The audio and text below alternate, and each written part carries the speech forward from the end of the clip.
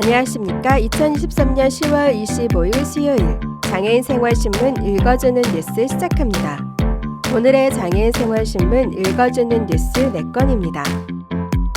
하나, 인천광역시 교육청 2023년 희귀 난치병 학생 치료비 지원 1인당 최대 500만원까지 지원 11월 10일까지 해당 학교에 신청. 둘, 인권위 선거 관련 정보 제공 시 시각장애인 위한 정당한 편의 제공해야 중앙선거위원장에게 선거 관련 정보 시각장애인 접근 이용할 수 있도록 개선 권고. 셋, 우리나라 국민 3명 중 1명 비만 30대 남성 절반 비만 질병관리청 지자체별 비만율 현황 발표. 넷, 노인, 장애인 등 지하철 개찰구 통과 시 개인정보 노출 침해 유이동 의원 부정승차 방지 위해 할인권 및 우대권 사용하는 경우 비품, 할인받 표시 일반인과 달라 인권 침해되지 않도록 제도 개선해야.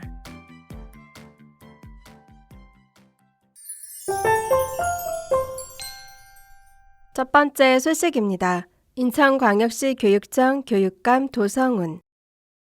인천광역시 교육청은 희귀 난치성 질환을 앓고 있는 학생들이 안정적으로 학교 생활을 할 수 있도록 희귀 난치병 학생 치료비를 1인당 최대 500만원까지 지원한다고 16일 밝혔습니다.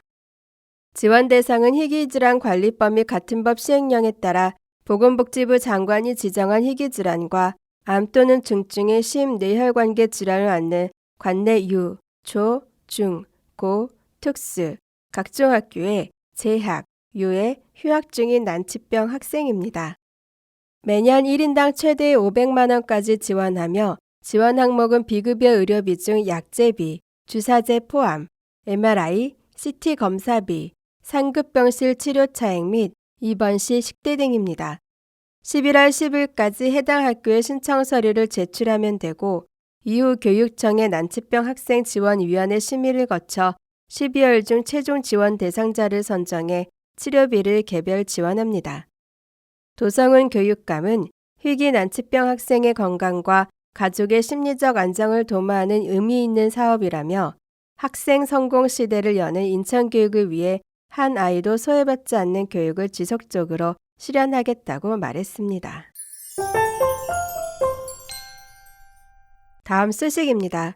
국가인권위원회 위원장 송두환 이하 인권위는 지난 8월 8일 중앙선거관리위원회 위원장 이하 피진정인에게 중앙선거관리위원회 이하 피진정기관 정책 공약마당 홈페이지 게시되는 선거 관련 정보, 피진정인이 배포하는 시각장애인을 위한 책자형 선거 공보의 내용을 음성, 점자 등으로 출력되도록 전환한 디지털 파일, 이하 시각장애인 접근성 디지털 선거 공보 및 해당 디지털 파일이 지정된 USB 메모리, 이하 저장 매체의 라벨 등과 관련해 장애인이 비장애인과 동등하게 접근 이용할 수 있도록 정당한 편의를 제공할 것을 권고했습니다.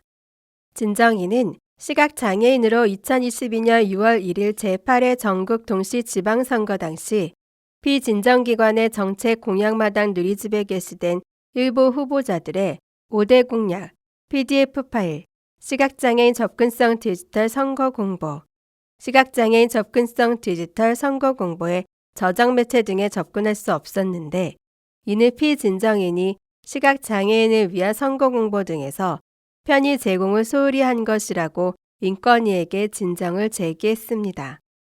이에 대해 피진정인은 피진정기관 정책, 공약마당 사이트의 정책, 공약 등의 자료는 정당과 후보자가 제출한 것을 그대로 게시하는 것으로 피진정기관이 임의로 해당 파일을 재가공할 수 없고 시각장애 접근성 디지털 선거 공보 또한 피진정기관이 이를 임의로 수정 또는 재가공하거나 대신 작성할 수 없으며 공직선거법 제65조 선거공보 제11항에 따라 시각장애 접근성 디지털 선거공보의 제작 주체는 후보자이므로 피진정인은 이 사건에서 차별 행위의 주체가 될 수 없다고 답변했습니다.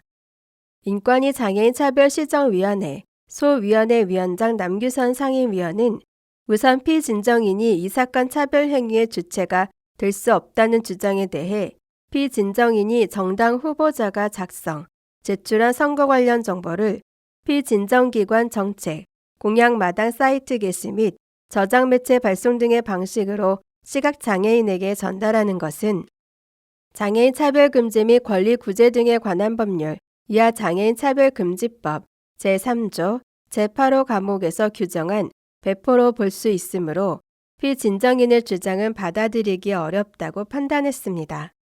아울러 시각장애인이 정책, 공약마당 홈페이지를 통해 비장애인과 동일하게 선거 관련 정보에 접근할 수 있어야 하는 점, 시각장애인 입장에서 저장 매체가 어느 정당, 후보자의 것인지 알 수 없는 경우 정확한 선거 정보가 제공됐다고 보기 어려운 점, 더욱이 저장 매체에 담긴 파일이 시각장애인 접근성을 충족하지 못한 상황이 되면 저장 매체 자체가 무용지물이 될 것이라는 점 등에 비추어 이 사건 진정에서 시각장애인에게 정당한 편의 제공이 이루어지지 않았다고 보았습니다.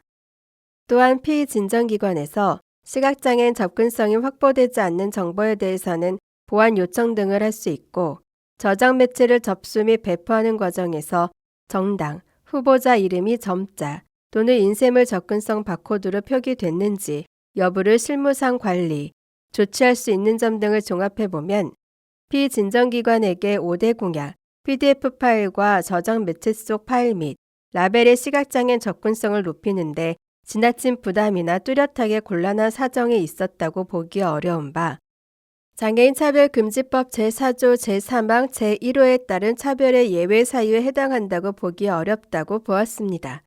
이에 인권위는 피진정인에게 시각장애인을 위한 선거 공보 등 선거 관련 정보를 제공할 때 장애인이 비장애인과 동등하게 접근 이용할 수 있도록 정당한 편의를 제공할 것을 권고했습니다. 다음 소식입니다. 지난해 우리나라 성인의 비만율이 32.5%로 전년도 32.2%보다 0.3%포인트 증가한 것으로 나타났습니다. 특히 30대 남자의 비만율은 51.4%로 절반을 넘어선 가운데 전반적으로 남자 40.2%가 여자 22.1%보다 비만율이 높았는데 여자는 70대가 30.6%로 가장 높았습니다.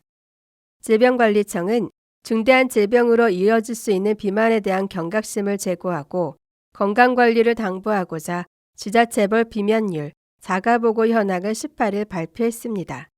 그러면서 비만 예방을 위해 유산소 신체활동과 근력운동, 하루 동안 앉아있는 시간 최소화하기 등 매일 꾸준히 신체활동을 실천할 것으로 당부했습니다. 비만율은 체질량 지수, 체중을 신장의 제곱으로 나눈 값이 25 이상인 사람의 분율로 정의하는데 이번 조사 대상자가 인지하고 있는 본인의 체중과 신장을 보고받아 산출했습니다. 아울러 17개 광역자치단체, 258개 보건소, 34개 지역대학과 함께 매년 실시하고 있는 지역사회 건강조사 자료를 상세 분석했습니다. 우리나라 국민의 비만율은 그동안 지속적으로 증가세를 이어오던 중 코로나19 유행 시작 시기에 다소 감소했습니다. 2021년부터는 다시 증가 추세로 돌아섰는데 이는 코로나19 장기화에 따라 신체 활동이 위축되면서 증가한 것으로 추정됩니다. 이번 발표에 따르면 지난해 시도별 비만율은 제주에서 36.5%로 가장 높고 세종에서 27.7%로 가장 낮았습니다. 이는 2021년도와 동일합니다. 17개 시도 중 전년 대비 비만율이 악화한 시도는 13개로 울산 2.4%포인트 증가, 충북 1.9%포인트 증가, 전남, 경남 1.5% 증가 순이었으며 개선된 시도는 4개로 인천 1.9%포인트 감소, 대전 0.9%포인트 감소, 대구, 광주 0.6%포인트 감소 순이었습니다. 2020년부터 2022년까지 3년 동안 평균으로 측정한 시군 구별 비만율은 대전 서구 23.5%, 경기 과천시 23.6%, 대구 수성구 24.6% 순으로 낮았습니다. 반면 강원 철원군 40.2%, 강원 화천군 39.8%, 제주 서귀포시 동부 39.6% 순으로 높았는데 가장 낮은 대전 서구와 가장 높은 강원 철원군의 비만율 차이는 16.7%포인트였습니다. 다만 같은 시도 내에 거주하고 있더라도 각 시, 군, 구의 비만율은 차이를 보였는데 시도 내 격차비가 가장 큰 곳은 경기 1.87이었고 가장 낮은 곳은 제주 1.08이었습니다. 지영미 질병청장은 비만은 높은 위험성 대비 질환이라는 인식이 낮고 또한 중대한 질병으로 이어질 수 있기 때문에 의료비 가중의 원인이 될 수 있다면서 개개인 스스로 건강한 식단과 규칙적인 운동 실천 등 경각심을 갖고 꾸준히 잘 관리해야 한다고 강조했습니다. 다음 소식입니다.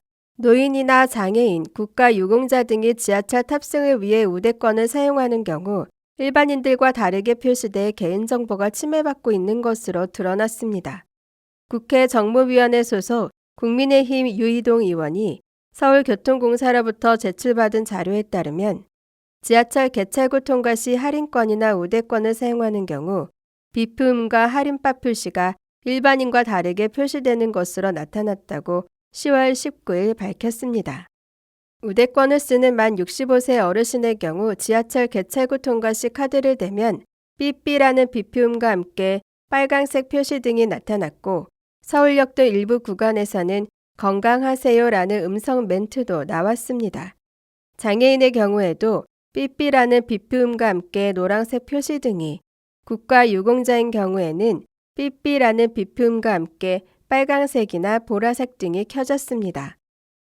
이는 삐라는 비표음과 함께 아무런 표시 등이 나타나지 않는 일반인과 비교했을 때 확연히 다르게 나타나 자신이 노인이나 장애인, 국가유공자라는 민감한 개인정보를 뒷사람에게 고스란히 노출하게 되는 상황이 벌어지고 있는 것입니다. 서울교통공사는 부정승차를 막기 위한 고육직책이라는 설명이지만 유 의원이 서울교통공사로부터 제출받은 지난 10년간 부정승차 현황 자료에 따르면 부정승차가 전혀 줄지 않고 계속해서 증가하는 것으로 나타나 그동안의 장애인 등 특정 계층의 인권을 침해하면서까지 부정승차를 막기 위한 방법이 실질적인 예방 효과가 있느냐는 비난이 제기됩니다.